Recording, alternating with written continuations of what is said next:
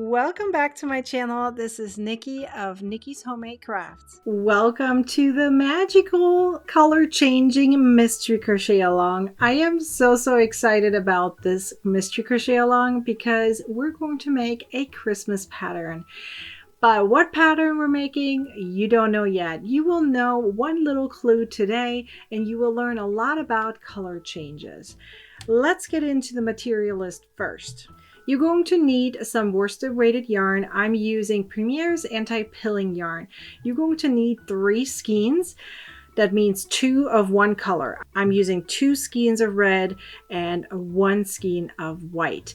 But you can totally switch it up. There's many different options and what kind of color combination you can combine together in order to make this pattern. It is totally up to you. Quick reminder that the written pattern as well as the graph are down below in the description. There is a link that you can click that takes you straight to my website.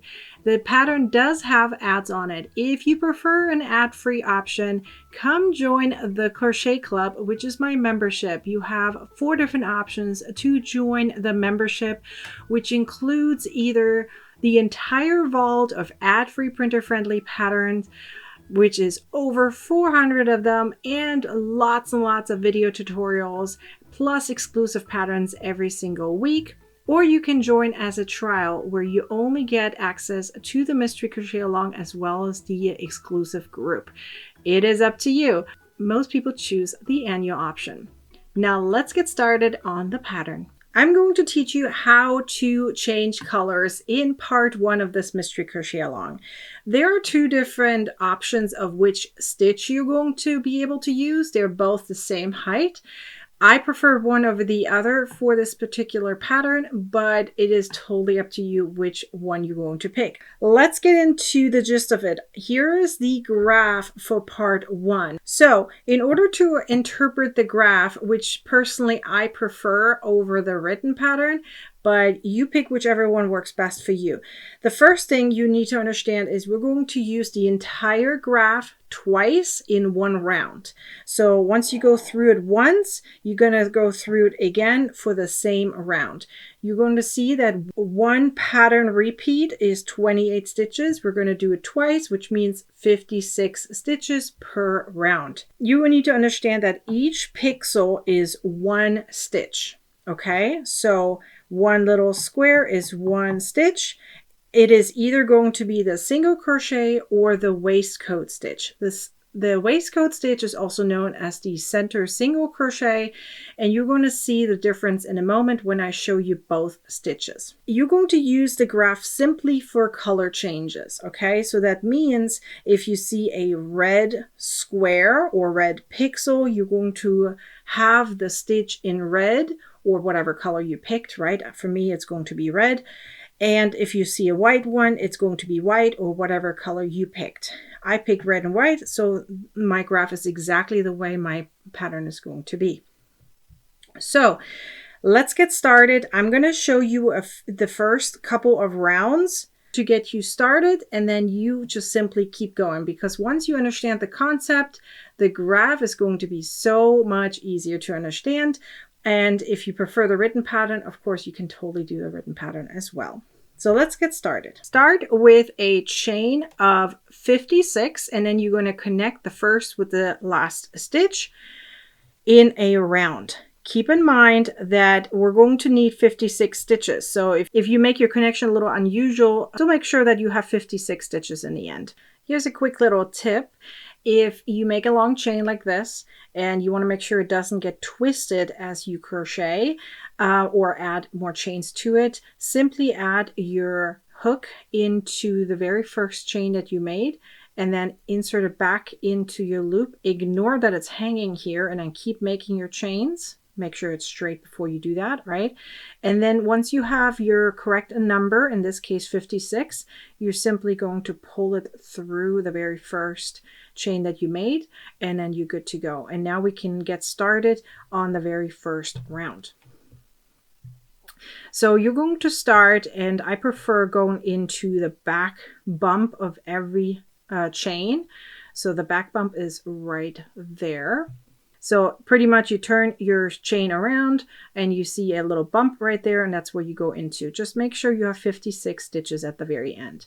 You're going to start crocheting loosely, very loosely, as much as you can, especially if you're doing the waistcoat stitch or the center single crochet. Make sure you have the very first round a little looser, because you need to push your hook through your stitches at the very end. And as you probably can tell, I did not make a chain here because I prefer skipping those. So, and again, it is 56 stitches, so count at the very end, okay? So you're simply going to insert your hook and make a loose single crochet. You can also go up in hook size if you don't know how to do loose stitches. Some people have a hard time with their tension, which is totally fine. It happens. In that case, just go up a little bit in the hook size for the very first round and then switch back to the regular hook you're supposed to be using. So I'm able to like hold my hook very loosely to make my stitches loose. It is only the very first round that you need to be careful about. So make your very first round and then come back here when you're done. And once you're done, make sure that your first round is still not twisted. So if it twists a little bit, twist it back just in case. Make sure everything is properly. And then what I like to do is I like to, instead of doing the regular slip stitch, I'm doing the invisible one. So I pull out my loop and then go insert my hook through the very first stitch right underneath the V, and then pull my yarn through my loop, and that is my slip stitch. Okay, it is an invisible slip stitch, so it's not very much visible.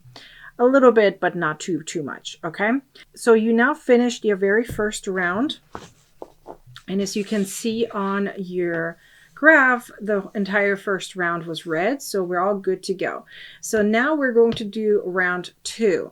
So if you are a righty, you're going to start on the right side. If you're a lefty, you can start on the left side. It is up to you how you're going to start, as long as you keep going. The entire pattern is pretty much reversible, so it really doesn't matter whether you're lefty or righty, as long as you follow the graph and you have images in the end, the way the graph is represented, then you're good.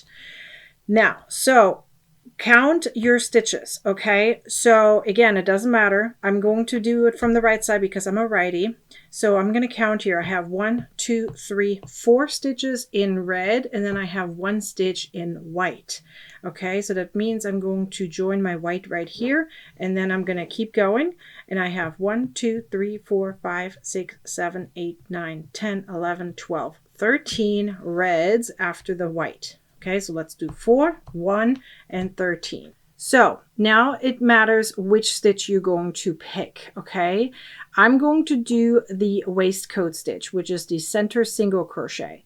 So let me zoom in a little bit so you can really see how this stitch is made. A lot of crocheters get this stitch confused because it is simply the location of where you're inserting your hook, okay? It is pretty much a single crochet, but the location of your hook is different. So let me pull this up a little bit so I'm not losing my loop here. But let me show you just with my hook, okay? You see there's a stitch right here. That's your single crochet, all right? If you insert your hook right underneath the V, like right here, can you see that? It's right underneath the V, then that's a single crochet. If you insert your hook through this V right here, so literally split it in half, okay, and then go through. So let me do that right now. So, and then I go through like this. Okay, so I literally split my front V. It's not the top V, it's the front V in half. Then that is the center single crochet or split single crochet or waistcoat stitch, sometimes also known as the knit stitch, the crochet knit stitch. So it has many different names, but it's the same stitch, okay? So you need to pick whether you're going to use the single crochet or the center single. I prefer the center single, so the waistcoat stitch. So I'm going to split my front V in half, insert my hook through it. So this is why it was so important to keep your tension loose on this. Make sure your tension is loose, okay? Even for following rounds, you want to keep it fairly loose. Not super loose, but loose enough that you know that in the next round you have no hard time inserting your hook. So here's stitch 1. I skip my chain of 1. I prefer not doing it. It just creates bulk and it makes it visible where the slip stitch is. So I skip it. So I made my first single crochet or waistcoat stitch. Now I go into the next one. Simply split your crochet stitch in half from the front and do your single crochet. So if you do the waistcoat stitch, it's going to be much easier for you to hide your yarn than when you do the single crochet, because the single crochet has more of a gaps in between, so it's going to be harder for you to hide your yarn. But in this case, it is easier for the waistcoat stitch. Okay, so I made my 4 stitches right here. And when you do the waistcoat stitch, it's also not very much important when you're changing colors. You're actually just going to do it at one little location. So let me show you. So let me first show you how to do it for the single crochet, just in case you're doing the single crochet. So if you're doing the single crochet, you need to change your yarn first. So there's an option to do the exact same way, but I'm going to show you 2 different options here. One, you change your yarn right at the very last loop of the previous stitch. So like so. Okay, so that's the last yarn over and pull through of the previous single crochet. And then you insert your hook into the next stitch and make your single crochet in white. And then you switch back to red. So you drop your white, you can carry it. It depends on whether you want to drop it or carry it. I prefer carrying it here. And then you yarn over and pull through and make your next stitch. So that will be your single crochet. Okay, so that's one way of doing it. Actually, I'm going to show you 3 ways. It's probably easier that way if you have multiple options. So that was version 1. Version 2 is to yarn over and pull through, as I just showed you. And now you're going to pull your yarn through the stitch, the very first loop here, in the color that you need. So like so. And I'm still doing a single crochet here, right? I'll just pull it through and then again carry it and then finish it up with the red. So like so. So you have kind of V's there, but it's in single crochet. Okay, so it's really just that center part of it. So instead of having that top loop be white, it is just the middle center part being white. And that's for the single crochet. Now I'm doing the exact same thing, but for the waistcoat stitch. So instead of inserting my hook here into right underneath that V, I'm splitting my front V. Sometimes a wiggle can help. And pulling that loop through like so. And finishing it up with the red. So that's how I like to do my color changes, especially for the waistcoat stitch. And you're going to see as you go along that this is the cleanest color transition you can do for the waistcoat stitch. So now let's do the next stitches. Okay, they're all in red, 13 of them. And I'm just going to carry my yarn here with me and I kind of hold it in the back. So if you see it as a wall, if you see your project as a wall, have the other color just hanging over your hook but behind the wall. Okay, however you want to call it. I like to call it the wall, but you do as you wish. Okay, so it's over the hook but behind the wall.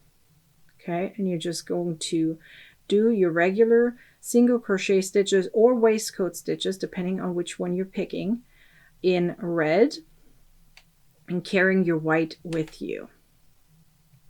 Sometimes you can slip a little bit just to double check that it's the right stitch. So you are going to see the white from the back a little bit, but you shouldn't see it too much from the front. So you can see it here. This is all red, but here in the back you can see it a little bit, which is fine. We don't really care about the back there. Everything is done in rounds, so we don't care about the back. All right, so I did my 13 in red right here. So now we have another white. So you have your white hanging here. So all you have to do, if you're doing the second and third option I just showed you, right, then you're simply going to put your hook through, whether it's underneath the V for the single crochet or through the front V as the split one. So instead of pulling your red through now, you're simply going to pull your white through and finish it up with the red. So it's going to look like this. So you have little V's there in the front. As I said, you can do this option for single or for the single crochet or for the waistcoat stitch. So now we're going to keep going, and we're going to count here. We have 1, 2, 3, 4, 5, 6, 7, 8, 9, plus the 4 in the front, which makes 13 again. Okay, so we have 13 stitches until the next V. So there should be 4 V's in this round. So keep going until you have your 4. So I'm just going to do 13 more reds and then do the white again, and then finish it up until the very end. Okay, so I'll see you back here once I'm done. Once you're done, it's going to look like this. So a little tip here is when you have your white being carried, don't pull it too much. It's going to make this all crunched up. Okay, so make sure everything is kind of even. Okay, there's not too much tension. And yes, you're going to see the white in the back, as I said, and that's totally fine. As long as the front is fairly clean, you're okay. Now that we finished round 2, you're going to do the exact same way of the slip stitch. So just ignore the white here in the back. You're still going to go right underneath here that V from the very first stitch, and you're going to pull your yarn through. So that's your invisible slip stitch. And now we're going to just simply keep going. Okay, so you're still going to carry your white, and you're still going to do 1 stitch at a time according to the graph.